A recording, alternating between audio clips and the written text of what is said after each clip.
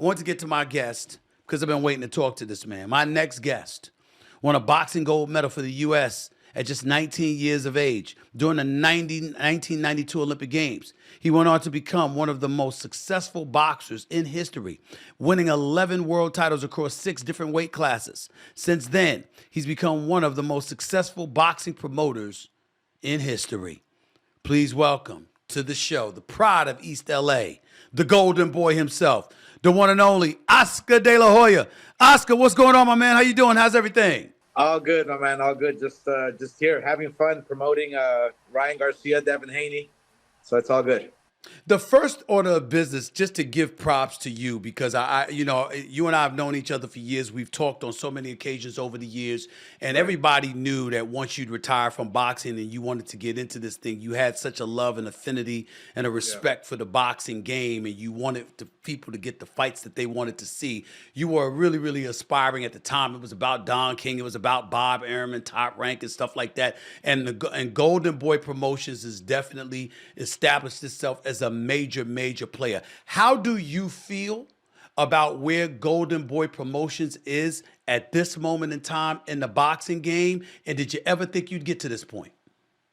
Yeah, no, I feel like we're just chipping away right now. And what I mean is it's a tough sport to consolidate and to promote. I'm happy with where we're at. We're the top promoter in the world. We have great fighters under our banner, but it's just so difficult because boxing is so fragmented. So you have all these promoters, and it's hard to make all the big fights back to back to back to back. So all I'm trying to do is make the best of it. We have Ryan Garcia, Devin Haney. It's going to be a hell of a fight. 2 top guys.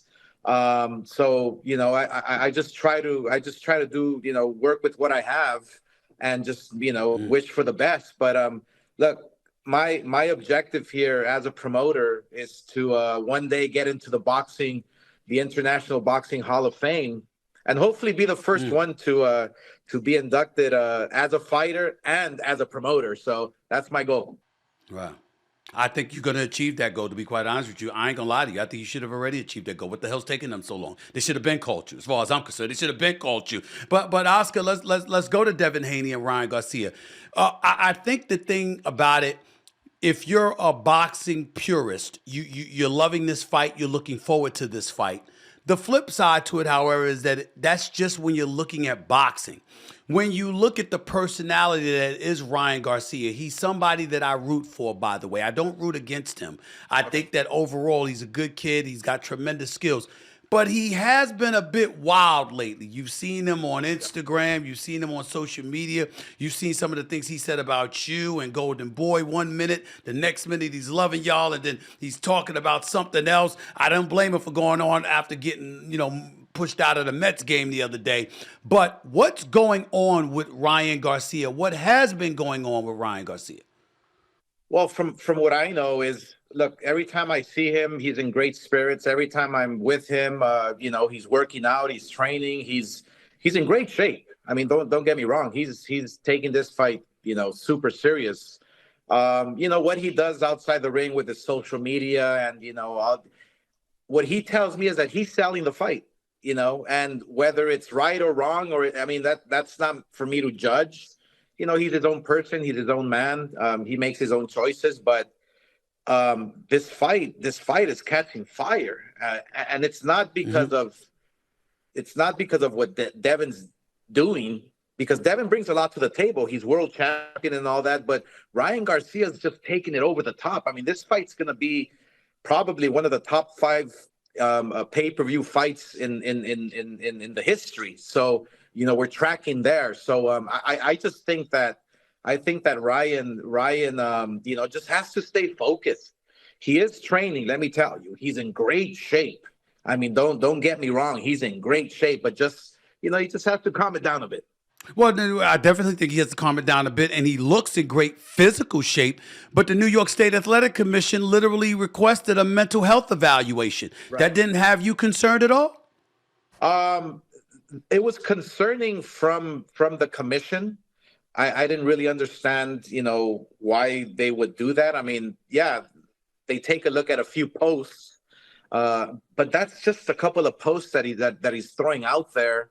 It doesn't mean that he's living that type of life, or he's not. It's what Ryan tells me is that, look, I'm just promoting. I'm promoting, and obviously something's working because this fight is catching fire. When I think about Ryan Garcia, here's what I'm concerned about, Oscar. I think that some people have a real struggle absorbing a loss. He lost to Gervonta Davis. Some people were talking about he quit because he got hit with a tremendous body shot. You would know something about that because your partner over there, somebody that works under you, Bernard Hopkins, okay? That's how he got you with a body shot. You actually looking really good against him. And then he caught you with that body shot years ago. Yeah. That's something that happened to Ryan Garcia against Gervonta Davis. The difference is you were writhing in pain for a significant period of time. Ryan Garcia got up practically at the count of 10. And so people were looking at it as an excuse to really stigmatize him and be skeptical of him. I think that to some degree, one could argue that has affected him. How do you expect that to affect him in a fight against a guy the magnitude of a Devin Haney, who is not a knockout artist, but is a sensational boxer who can literally go into the ring and demoralize you by simply embarrassing you? Yeah, no. Look, Ryan Garcia getting dropped and stopped by Tank Davis. I mean, what can you do, right? But the fact that he came back against Oscar Duarte, who was a tough guy, tough, durable Mexican fighter who was there in his face, knocks him out, gets his confidence back. But the one thing that I like that I see from Ryan is that he changed his demeanor. He wants to be he wants to feel like he has something to prove. And let me tell you, when he was training in camp, I mean, he was dropping guys in sparring, and I couldn't believe it because I never dropped sparring partners. Maybe I don't hit that hard, or Ryan just hits that hard, But I think Ryan has something to prove. He knows that in boxing, you know this, Steven, you're as good as your last fight. And Ryan coming out against Devin Haney and taunting him during all the promotion and getting under his skin, because what I'm seeing, Steven, what I'm seeing is that Devin Haney, he is pushing Ryan. He is, just talking back at him, and he can't stand. I think he got under his skin, and I think Ryan's doing something very smart. So will we see Devin Haney not box and want to knock out Ryan? If that's the plan, then it's going to be a great fight. You know what? I get where you're coming from, but playing the devil's advocate, Ryan, who had a lot to prove against Gervonta Davis, my biggest problem with Ryan was that I thought he fought the wrong fight. He had length, he had size, he had quickness. And to me, it was like, wait a minute, stay away from this guy. You're walking to him, you're coming at him. He's a counterpuncher and a very powerful one at that. Yeah. Don't fall prey to that. But Ryan seemed to hear the noise outside, and he brought it into the ring with him, whereas a guy like Devin Haney never seems to let the noise on the outside into the ring with him. You're a champion. You know this better than me. You tell me if I'm wrong. That's my concern. What about you? No, it's a valid point, but you also have to take into consideration that you take a look at, for instance, you remember Floyd Mayweather, of all the talk, all the smack talk he would do, he would get into your head and take you out of your game plan, right?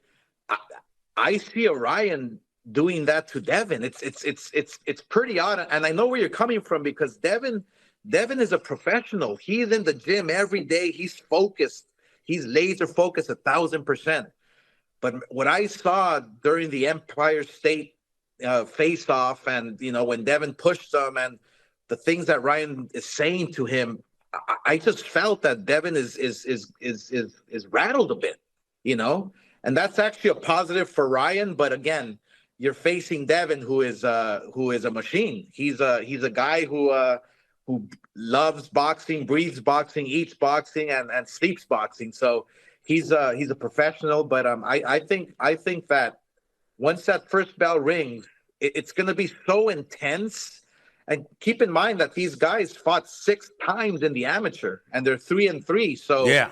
I mean, this one counts. This is game 7 right here. So, we're going to see a hell of a fight. The one thing I'm going to be interested in seeing from Devin Haney, Oscar De La Hoya is one thing that we could be certain about. Ryan Garcia is no Regis Progress.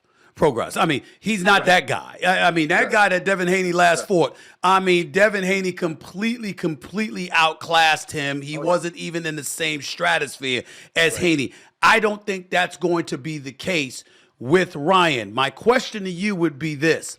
Because Devin Haney isn't known to have the power, but Ryan Garcia is, who's got the better chance to win this fight on points? Well, Devin Haney has obviously the better chance of winning on points if he chooses to, and if Ryan lets him. I think what I can see, what I can envision is Ryan coming out right from the start, and not respecting his power. And I can see Devin Haney, boxing him or trying to box him, but I can see Ryan almost trying to overwhelm him and make it a real tough fight. Ryan has to go in there and make it a really grueling, dirty fight. Take Devin Haney out of his comfort zone. For how many rounds he can do that, I don't know. But one thing I do know is that he's in great shape to fight 12 rounds. And I think Derek James being in his corner is a huge plus for Ryan. Derek James is a professional, man. He has him on point. He has him working on some new moves and different things. So, we're going to see a Ryan, I think, that's going to come out very, very confident and just ready to win.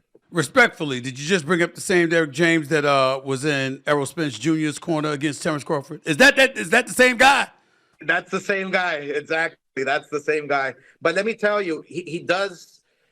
Yeah, he is two-time trainer of the year, back to back and all that. He did have a bad night against Errol Spence, or he's been having some bad nights, I guess. But look, it all depends on who your student is, and I think Ryan Garcia, he knows he has to take this serious. He knows this is a very dangerous fight. Yes, he is no Regis Progress, but I just feel that Ryan has something to prove, and he knows that. We're talking to the great Oscar De La Hoya right here with Stephen A. on the Stephen A. Smith Show. Let me transition, because when I think about Ryan Garcia, I want you to tell me the fighter that he reminds you of, looking at his speed, his quickness, his length, his use of that left hook. He uses the left hook more than the jab as far as I'm concerned. That's the punch you got to watch out for if you're Devin Haney or anybody else going up against Ryan Garcia. You know boxing better than most. Who does he remind you of? He actually doesn't remind me of anybody. He has his own unique style. He has an awkward style. He boxes upright. He has that lunging left hook. He's very unique. He's super fast. I think pound for pound, he's probably the fastest fighter out there today. But his style is just so unique. It's so unique. I can't compare him to anybody. Well, Oscar, if you're that confident in his style, his quickness, and what have you, why go after Haney? Why do it? Why put yourself potentially in harm's way when you have the lightning quickness and the power and the length to keep him at bay, but to still, I understand what you're talking about, stalking him. But as a boxer, I'm just asking for your education. Why would you're taller, you're longer, you're lightning quick. Why would you stalk somebody if you have those tools available to you as a boxer? I think one unique thing about Ryan is that he loves to impress, to perform, he loves his fans. He wants to make it a show. He wants to, and it's interesting because look, you have Ryan, he's a pretty face, and I had this problem too. He's a pretty boy, this and that. You have a chip on your shoulder because people are talking smack, oh, you're not a real fighter, this and that. That plays with your mental game as well. So Ryan feels he has to go out there and fight, and fight hard. Will Derek James keep him in line? Will Derek James have a different game plan than what we've seen before from Ryan. We'll have to wait and see on Saturday night. But I just think that Ryan, that's why people love him. That's why Ryan is the one that sells. I mean, this fight Saturday night will have a sellout. We're expecting huge numbers on pay-per-view. So I think that's one of the reasons why people love him and hate him, is because you never know what you're going to get. He seems a bit wild out there, obviously, when I brought up the social media stuff and what have you, Oscar. Yeah. But that's about all. Outside of that, outside of the ring antics, Oscar De La Hoya, he reminds me of you. You had a pretty damn good left hook yourself. You had some speed and power with you yourself. But you were the golden boy. He's pretty boy. Both of you were incredibly marketable. Incredibly marketable. And I've often said this. I think Ryan Garcia, it's a damn shame he lost to Gervonta Davis, because I think Ryan Garcia is desperately needed by the sport of boxing to remind the world of how mainstream boxing can be. He's very good looking. He's very articulate. Sure. He's got skills. He's definitely got commercial appeal. If he has the resume to back it up, I think he's the closest thing to what you brought to boxing when you were a champion. What do you say to that? And when I talked to him, look, he said, look, I want to fight all the top guys. You know, I want to be the best. I want to fight the best. And that's commendable, man. I mean, especially after when he got dropped by Tank. Yeah, of course you have to have a fight, a comeback fight, so to speak. But when he chose Oscar Duarte, who is a knockout artist, I was a bit worried, but he knocked him out. Now he's fighting Haney. He wants to fight Teofimo. He wants to fight all the top guys. He's even calling out Terence Crawford. He believes in himself that much. And that's what I have to respect about Ryan. He better watch out about Terence Crawford. He might not want to bite that apple right now. But stick with Teofimo Lopez and all of those. You don't want to mess with Terence Crawford. And let me transition to Terence Crawford, because that's what I'm saying, that Ryan wants to fight the best. And there's nothing wrong with that. That's why people love him or hate him. He sells, and he wants to fight the best. That's what I have to respect. Speaking of Terence Crawford, and speaking about the sport of boxing, so much noise has been, I just want to go around the sport of boxing while I got the great Oscar De La Hoya with me. What are your thoughts about, when I saw Errol Spence take the beating he took against Terence Crawford, I contemplated calling for him to retire, because it was a real beating. It wasn't like a loss. It was a beating. And then I said, at the very least, don't fight for another year. That's what I saw. What did you witness when you saw that fight? I honestly, I thought about the car crash that he was in. I thought about, busting out his teeth in the car crash. Right. And so when you're a fighter like Errol Spence going in against Terence Crawford, who's a beast, you got to be thinking about that in back of your mind. Like, man, what if he hits me in the jaw? What's going to happen? Right. You know, so that comes into play as well. You know, the mental part of it is like, you know, you're worried, you're not insecure, but you know, what if my jaw doesn't hold up because of the car crash? And I think, look, Terence Crawford, I just think that he had to get a better game plan. He executed it. He was a better fighter that night, and that's why he's the pound for pound best fighter on the planet right now. And you think he's number one on the planet right now, without question? I believe so. Yeah, absolutely. Terence Crawford, for me, I mean, he's an all around great fighter. He just has to stay busy. And he hasn't been busy. He hasn't fought since Spence, okay? He hasn't been busy. So I'm concerned about that. Should Boots Ennis be next, or should it be somebody like Charlo at junior middleweight? Yeah, fight everybody. You know, fight fans will respect you when you just chop everybody down one by one. You know, that's the bottom line. That's the way to do it. But you have to stay busy. And the only critique I have on Terence is the activity. That's it. He should have fought already again. That's how you become great. That's how people are reminded by your greatness, is by fighting and fighting often. You want to make money? You want to be famous? Then fight often. Is it his fault or is it the fault of the promoters?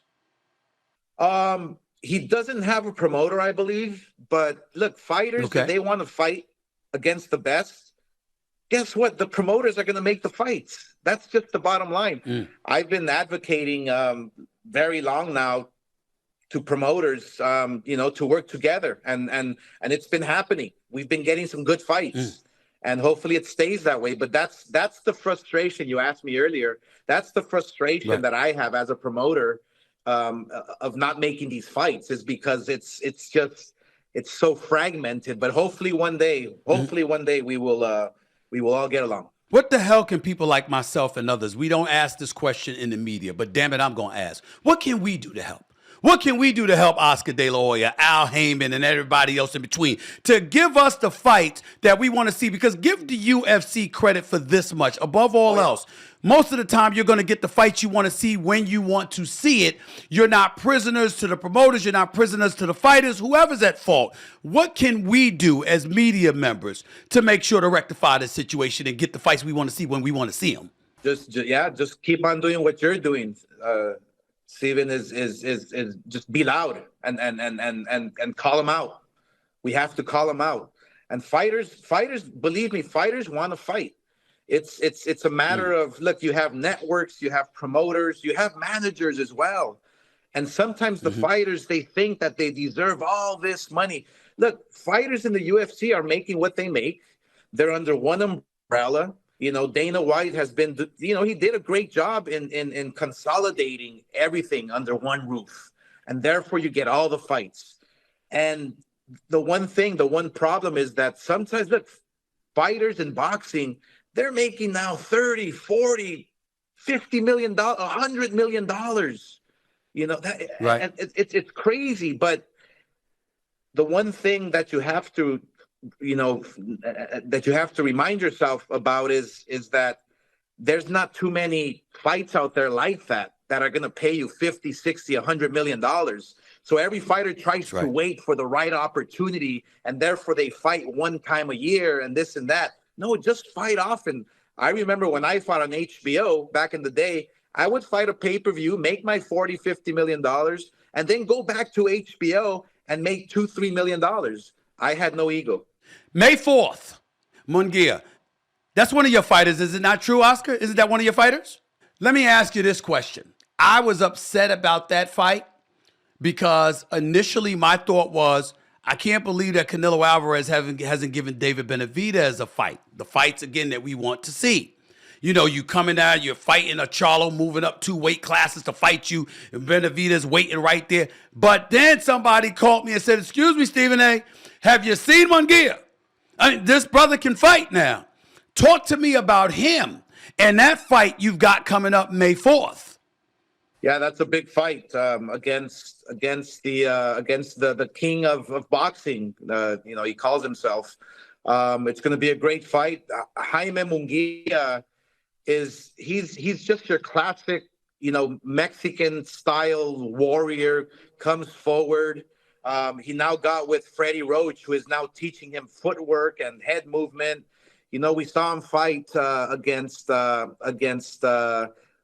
Ryder in his last fight, which again, fight of the year. And that's what Jaime Munguia brings to the table. Not only is he younger, not only is he undefeated and a knockout artist with Freddie Roach in his corner, but Jaime Munguia has the power. He has the speed. The youth is right behind him. So I think, Steven, this could be the changing of the guards.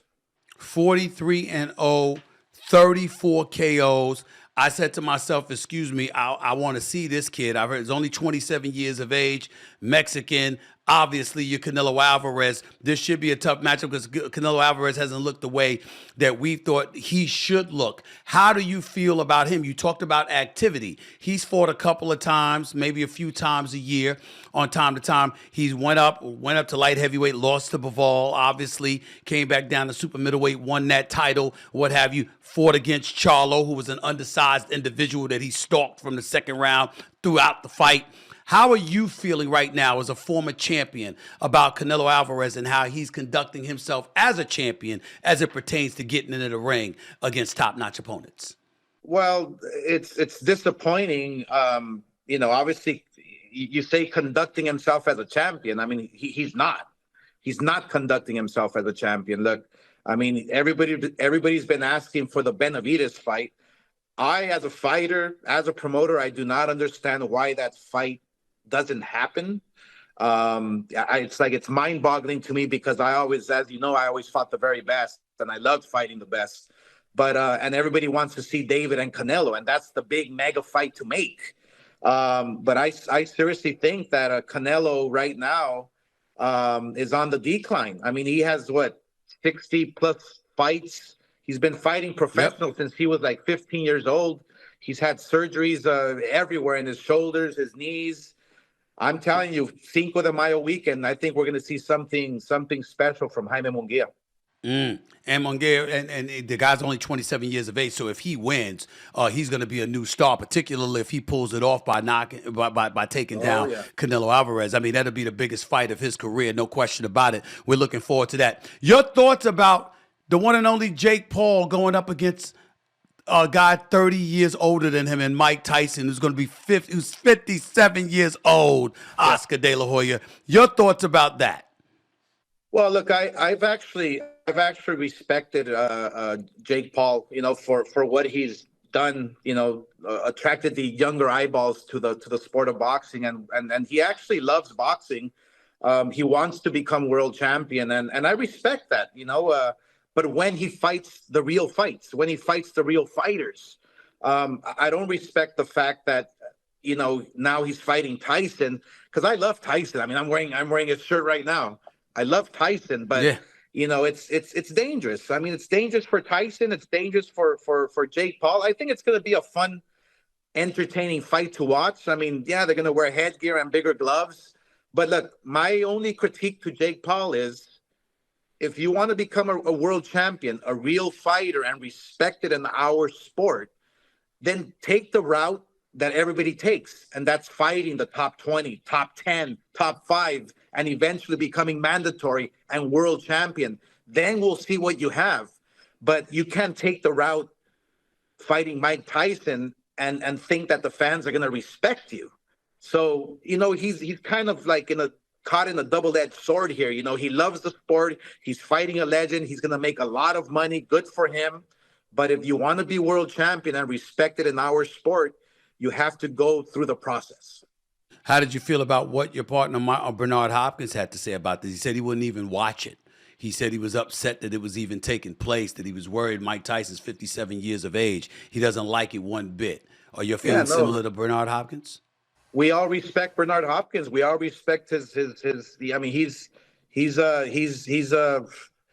just one of those fighters that whatever Bernard Hopkins says, he's serious.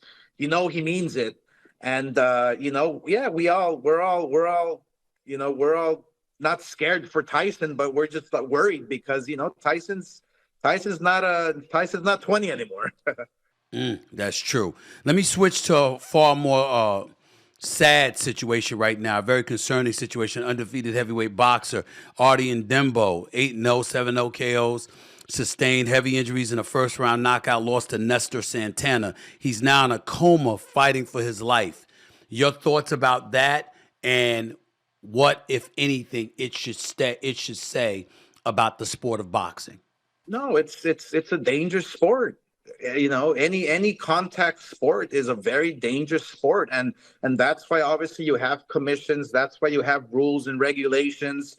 And unfortunately, I don't know what happened in this situation. I would have to do my research, but a lot of times there's a lot of mismatches when you're trying to build a fighter, when you're trying to, it's you have to have good referees, you have to have a great commission, good doctors to look out for your best interest. And because this sport, things like this can happen, and it's very unfortunate.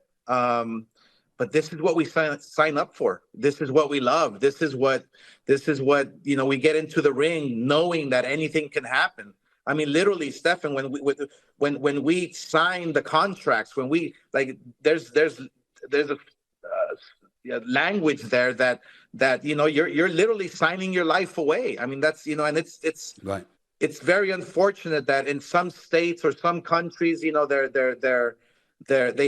have the experience like other states do here in the USA, like New York Right. and Las Vegas, where they're very regulated and they're very professional. So look, it's very unfortunate.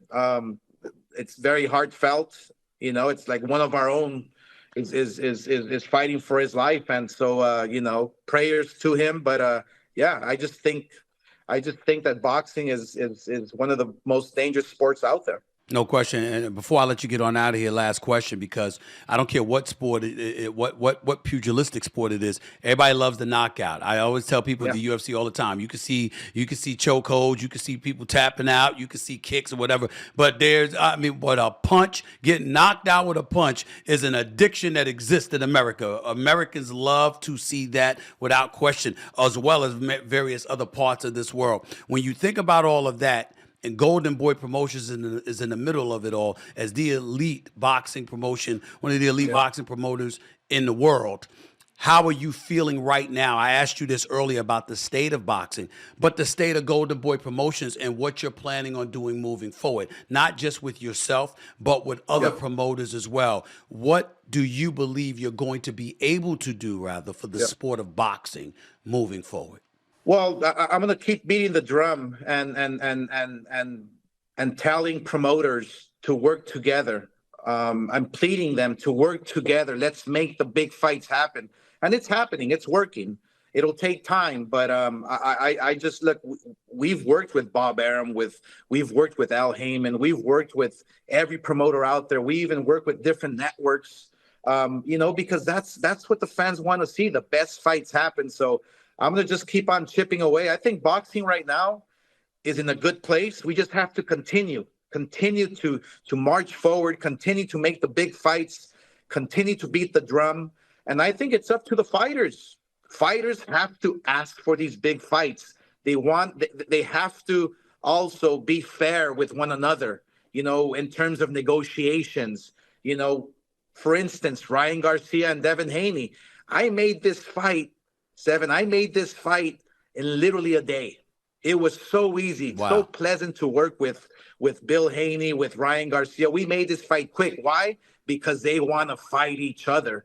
That's what boxing is all about, and that's what boxing needs. So I think that, with the Jake Paul fight, the Mike Tyson fight, it's going to attract a lot of new eyeballs, which is great. But now you have the real fights, Ryan Garcia and Devin Haney, Benavidez coming up, Canelo, Munguia. Boxing is doing well. My very last question to you. I got a suggestion, and I want you to tell me whether this is going to work for the sport of boxing or not in your estimation. I think if you can make a mega fight 4 times a year, every 3 months, right? I think if you pull that off and you go about the business marketing the sport, so, okay, if you've got a loss or two, it ain't the end of the world. Because a lot of times people see somebody, and if you got 1 loss or 2, don't get me started if it's 2 losses. Oh my Lord, your career must be over. You might need to contemplate retirement just because you got 2 losses, for crying out loud. If you go about the business of making sure that you highlight the importance of, you don't have to be undefeated to be great, okay? You do that and give 4 major pay-per-view fights per year. I think it will go a long way towards helping boxing resurrect itself, particularly in this country. To that, you say what? I agree 1,000%. I mean, you should be a promoter yourself. I think that's what the sport needs. You sprinkle one huge event every quarter. Just this past weekend, I was watching the UFC 300. And actually Dana gave me an idea to go back to the glory days when Don King was promoting Tito Trinidad and he was promoting Cesar Chavez and all the great fights with Randall on the same card. That's my plans for the future. That's what I want to do. But you're right. Boxing needs to stay consistent. Boxing needs to stay consistent with these big fights once a quarter. I agree 1,000%. Here to help in any way I can, my man. I appreciate your time. Thank you so much. The Golden Boy, Oscar De La Hoya, right here with Stephen A. Smith. Appreciate you, buddy. Thanks so much. Good luck this Saturday night. I'll be watching that fight. I ain't missing that. Devin Haney versus Ryan Garcia. All right, my man. Take care. Thanks to the great one himself, Oscar De La Hoya, for stopping by. You can watch Ryan Garcia take on Devin Haney April 20th. That's this Saturday night at DAZN, via DAZN, pay-per-view. Make sure you're at DAZN. A lot of people be like, what DAZN? No, DAZN, DAZN, pay-per-view. This Saturday night, Barclays Center, Brooklyn, New York. Don't miss the damn fight. I won't.